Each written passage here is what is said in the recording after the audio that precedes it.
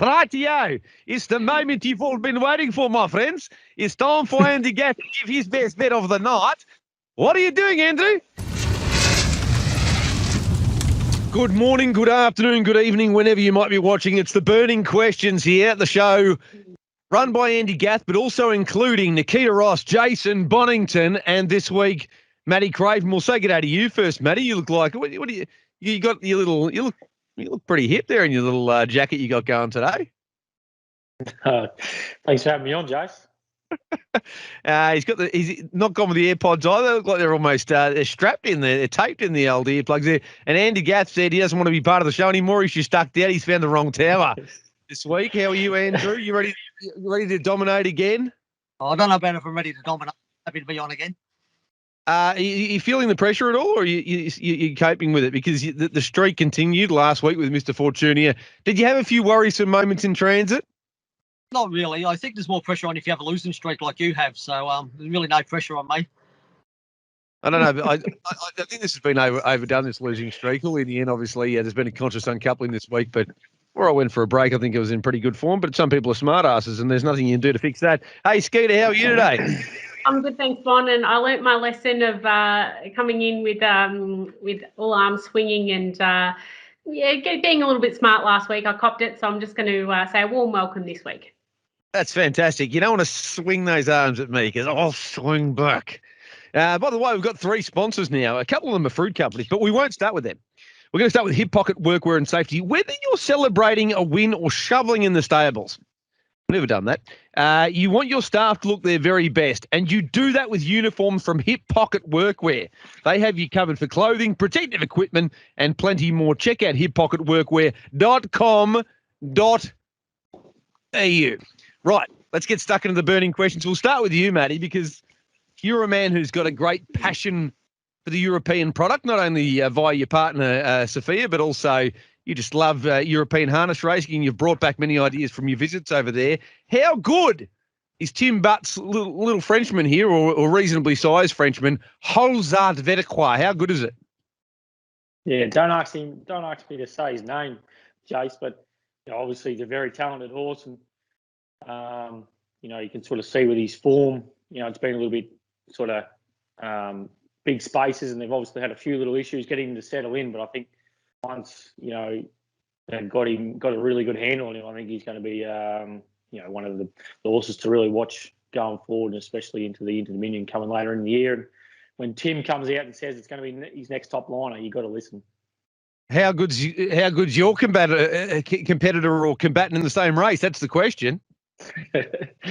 Yeah, she's a lovely mare, but this is a really nice field and a really good test for Tess this week, and will sort of tell us a little bit as to where she's at going forward and how much further we should aim with her going forward this preparation. I think maybe into the future that she could be, the real deal, but she probably doesn't have all the weaponry yet, and she's probably not quite there as far as being that perfect racehorse, but she definitely got a lot of bottom to her, and going forward she'll just continue to get better. But whether Saturday night's race is within her grasp, I'm not too sure, but we'll find out a lot out Saturday night.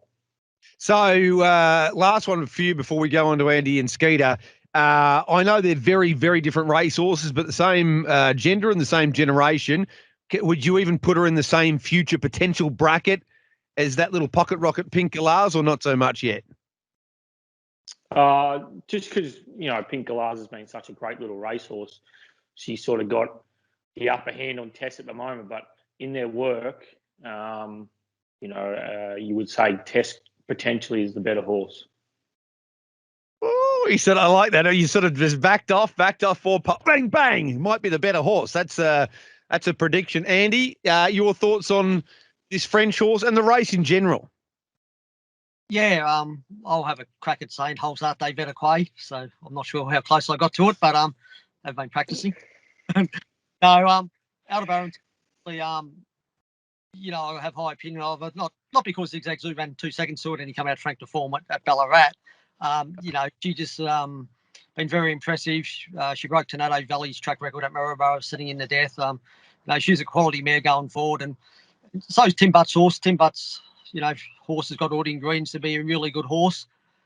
Whether he does it this preparation, next preparation, time will tell, but he's a lovely looking horse, beautifully gaited, and no doubt he's got ability. Another one that broke one of my track records at Yarra Valley too, broke BD Cosand's track record, so they're all falling apart. But I think the two horses of the future, both of them, Maddie's horse and Tim's horse. So looking forward to see what they do the next 6 months. It's going to be it's a stunning race. I think I wrote in the form comment, you think of the third race on a Metro program, that's where you tuck away your shitter. Or you say, oh, this isn't a really good race, we'll tuck that away. This is an absolute belter. It's a banger, Skeeter. I think Aldebaran Test with the front row draw will probably win, but I am very excited to see what Holzarte Vedaquais can do on Saturday night. Yeah, so am I, Bon. He looks a pretty exciting horse, and I suppose it's just an element of the unknown, and Tim Butt obviously having such a high opinion of him and talking of maybe targeting the big races later or early next year gives you a fair indication that he thinks he's a pretty nice horse. So probably a little bit too early to be declaring him, and the next top liner or anything like that. But I think it would be great for the sport and the internationalisation of it if he can come out here and do a really good job and turn into one of our top line trotters. And yeah, hopefully he has all the ingredients to be able to do that. Yeah, it was almost the trial as much as the race. That trial with Cover of Darkness and that where he was leading and then he galloped and you thought you're going to drop out and then he just picked himself up again and finished only about 4 or 5 metres away. He does look an exciting horse. As I say, I think it'll be Aldebaran Test on Saturday night, but I'm excited to see what the Frog can do. Can Aldebaran Ursula cross Banglez in the evening's first Group 1 contest, please, Andrew Patrick Gath? I think so. Again, we trained her for a period last season and she's been back at our place for a couple of weeks looking after for Kez and Robbie. Her work's been pretty good, even though she hasn't raced for a while. She had a trial New South Wales before she came, and she has got that gate speed. You don't really have to ask her. I think Banglez, you've got to be a little bit cautious on her. She can get a little bit rough early. So, yeah, what I've seen, I think Ursula can cross Banglez at the start. And will that be the end of the story? Not really. Again, Banglez is a Group 1 winner. She's a great filly, and not only those, there's other horses in the race as well. So it's a nice bunch of 3-old fillies, but I think Ursula, will get her at the start and be the first horse on the pegs. That's interesting because there's a big price differential. I did mention that every time that I think they've met 4 times, and Aldebaran Ursula has started shorter every single time. Even though Banglez has got a 3-1 record, it's funny that the price is so in favour of Banglez early. I'll go to you now, Skeeter, but not before letting you know. This question 2 of the burning questions, is brought to you by the Fresh Connection, who export Australian fresh fruit to more than 35 countries, headed up by Damien Glengarry, who is the export manager and does a magnificent job. The Fresh Connection specialise in citrus and his favourite table grapes, cherries and mangoes. Freshconnection.com.au. Skeeter, your thoughts on what's going to happen in the first of 2 Group 1s on Saturday night at Kilmore? Yeah, I tended to think that maybe Banglez would be able to keep Aldebaran Ursula here, but the only slight question mark is I don't think Banglez is absolutely foolproof. We saw her make a mistake. It was later in the run, but we still did see her make that mistake first up. So if the pressure is put on, I don't know if she is foolproof, but I thought in terms of natural gate speed, if Banglez did come out as well as she can, she probably maybe has the upper hand. But I was actually really surprised in terms of the difference in the market between the two. Aldebaran Ursula, second in a derby last time, a New South Wales Oaks winner. We know what a quality filly she is, and yes, of course, Banglez won the Vic Bred, but I just didn't think there was that much between them as the market suggested when it opened. So it's going to be a very interesting start, but I don't think Aldebaran Ursula has to find the top to win. And the fact that Andy thinks that she can just gives me a little bit more confidence.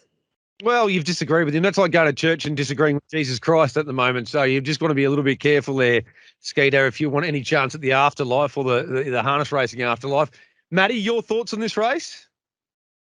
Look, it's just a really even bunch of fillies, and the draws probably favoured Banglez on the inside. But if Andy thinks Ursula can cross, it's going to be a big advantage to her if she can find the fence. And if it doesn't happen that way, and there's a bit of pressure in the race, you probably find that Chris Lang's 2 runners come into the race. They're just nice, honest fillies, and it wouldn't surprise if any one of these runners happened to win this race. But those Banglez and Ursula are probably the 2 standouts, and the rest are going to be pretty close behind them.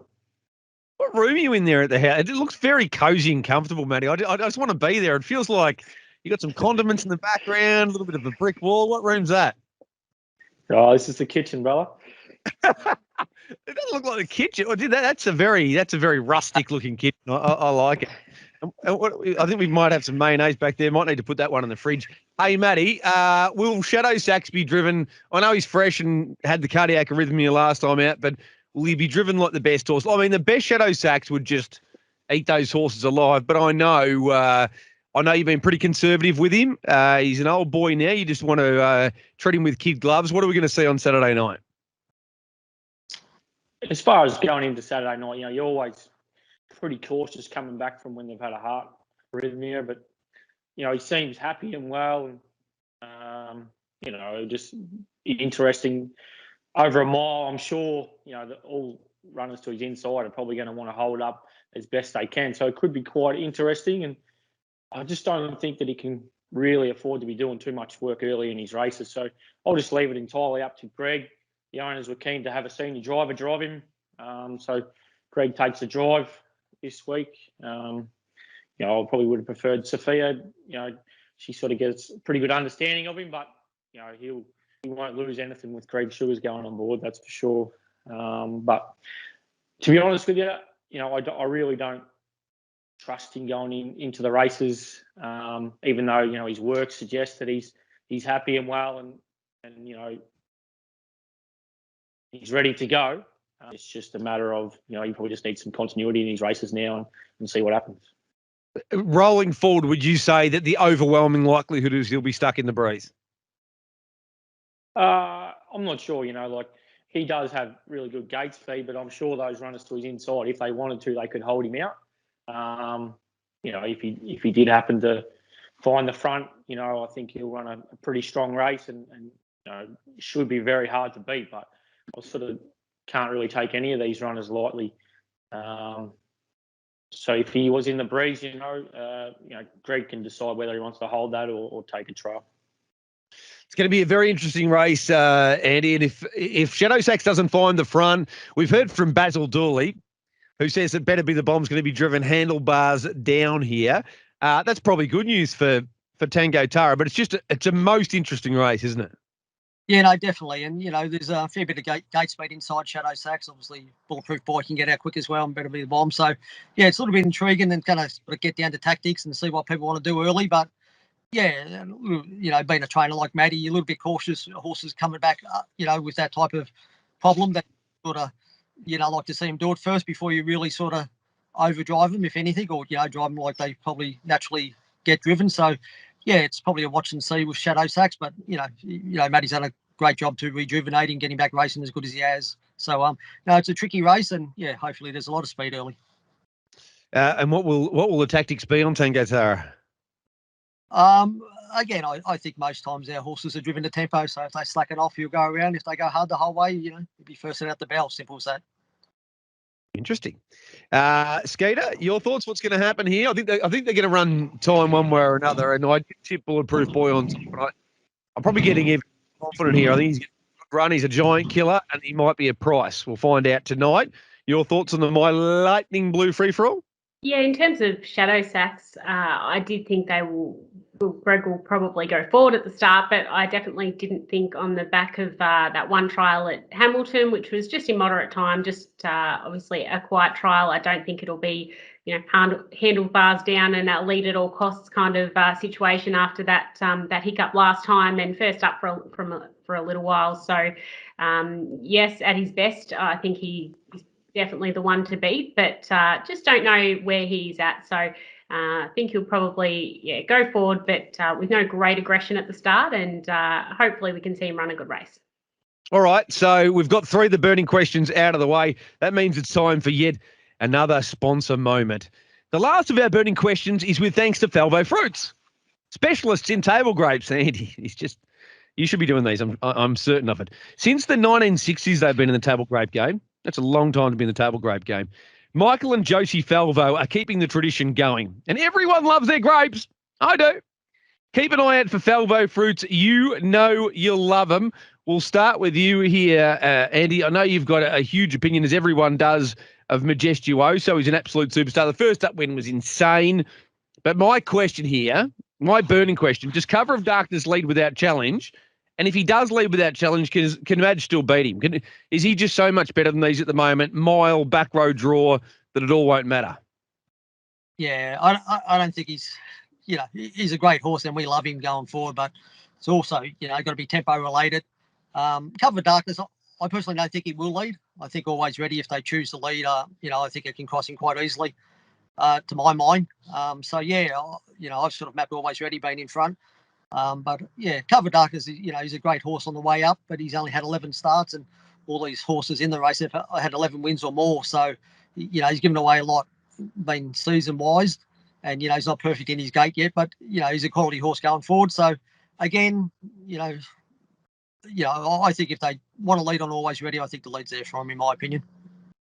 I'm going to Dan Murphy straight after this, just to celebrate already. This will be the time where Andy Gath, who's been absolutely golden, he's been our golden, I'm still dancing, been the golden boy, will get it completely wrong, because I've had a decent each way bet already on Always Ready at $11, because I thought there was a good chance that he could find the front as well. Matty, what are your thoughts here? It's a most intriguing race. It's nearly the most exciting trotters race we've seen in a while, because of Cover of Darkness, Big Boom, Majestuoso. Is he so freaky he can win from that situation? I'm Ready Jet, we know what Anton reckons, and Always Ready as well. And that, then you got Red Hot Tooth and others. What do you think is going to happen in the race, and who do you see winning the Mouldies Idol? Well, how blessed is Victorian trotting to have such talent and depth in their trotting ranks at the moment.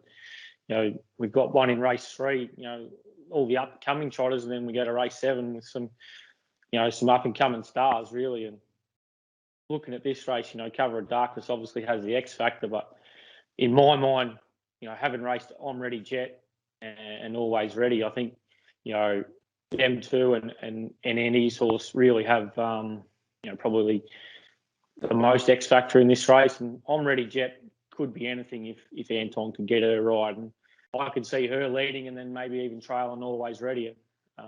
Being extremely hard to run down over the mile trip.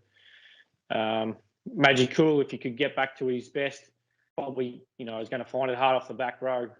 But you can never sort of ride off Majestuoso. I mean, I never forget his win at Maryborough that day when he come from last. It was just extreme sprint that he had on him that day. And if they go, really hard through the early and middle stages, you'll see him storming home and possibly getting over the top of them.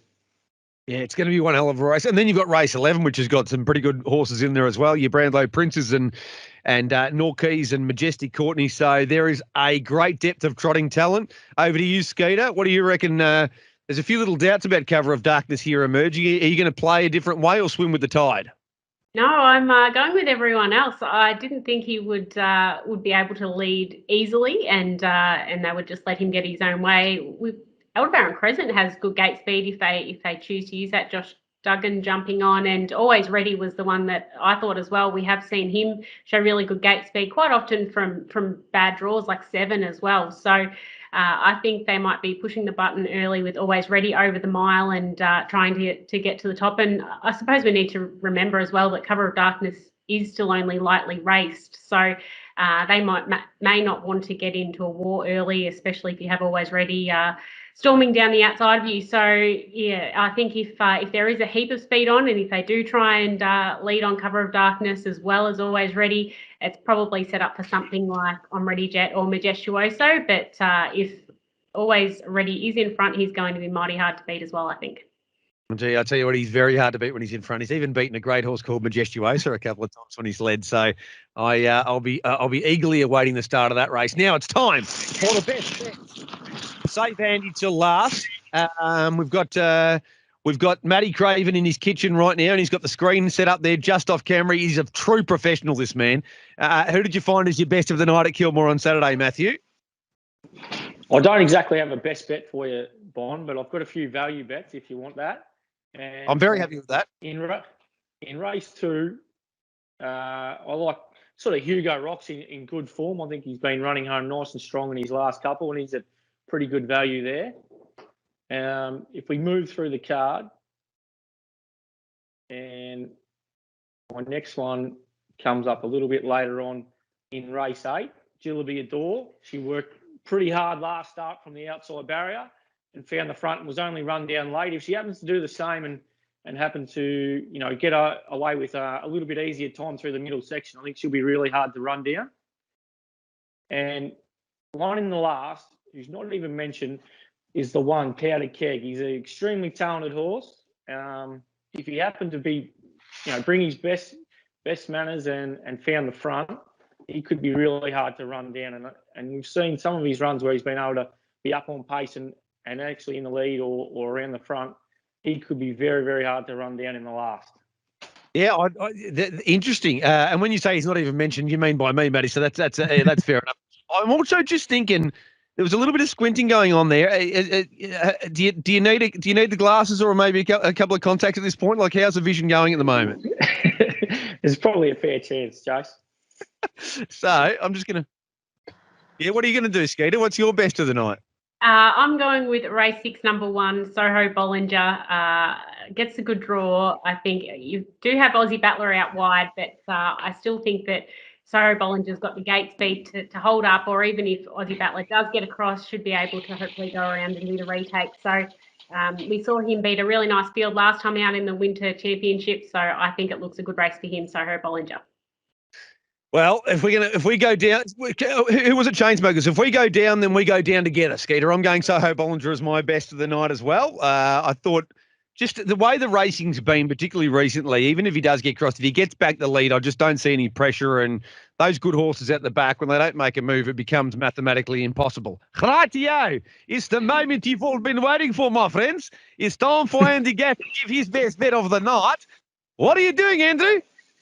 Well, I was going to go outside the stable. I was going to tip someone else's for a change, but when I saw HRV's form guru left one of his horses out of the top 4, so I got to go Tango Tara. He's just in rare form. He's in a good spot. I know it's back road to over the short, but I still think get over the top of him. So Tango Tara for me.